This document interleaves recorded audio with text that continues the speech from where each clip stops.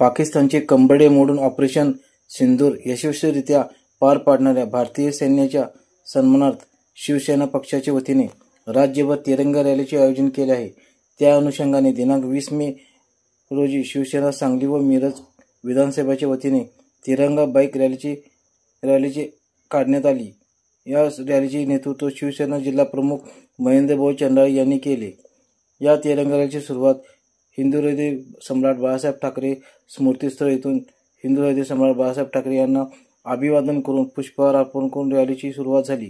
राम मंदिर मार्गे, पंचमुख मारुती रोड मार्गे मारुती चौक येथे छत्रपती शिवाजी महाराजांचे पुष्पहार करून राजवाडा चौक, पटेल चौक येथून गणपती मंदिराजवळ देशासाठी लढलेल्या माझ्या शूरवीर सैनिकांना सत्कार सन्मान करून तिरंगा रॅलीची सांगता झाली।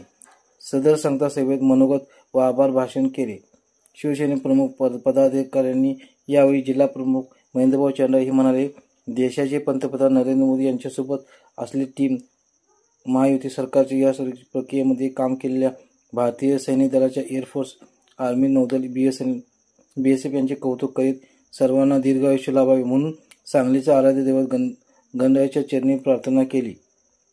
तसेच राज्याच्या जनतेच्या हृदयात माननीय मुख्यमंत्री श्री एकनाथजी शिंदे साहेब यांनी धाडसाने जम्मू काश्मीर या ठिकाणी अडकलेल्या महाराष्ट्रातील नागरिकांसाठी स्वतःहून उपस्थित राहून अत्यंत तळमळीने जे कार्य केले ते देखील आम्हाला अभिमान वाटते व पुन्हा जर पाकिस्तानने डोके काढले तर जगाच्या नकाशातून पाकिस्तान नामनिश करून असा तिरंगा रॅलीचे प्रमुख उपस्थितीत रावसाहेब घेवारे, संजय विभूते, माधवराव गाडगे, हरदास लेंगरे, समीर भैया लालबेग, संदीप ताटे, किरण राजपूत, सूरज कर्लिस्कर, रुक्मिणीताई आंबेगिरे, ऋषिकेश पाटील, गजानन मोरे, दादा जगताप, प्रकाश मगर, स्वप्नील मस्कर, बेसिन मुल्ला, अविराज पवार, अशरफ कारभारी व शिवसेना सांगली व मिरज विधानसभेत सर्व पदाधिकारी, या महिला आघाडी, युवा सेना, आजी माजी, अंगीकृत संघटना, शिवसैनिक, सांगलीकर नागरिक मोठ्या संख्येने उपस्थित होते।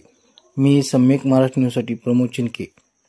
अशाच नवीन बातम्यांसाठी आमच्या चॅनलला सबस्क्राईब करा। धन्यवाद।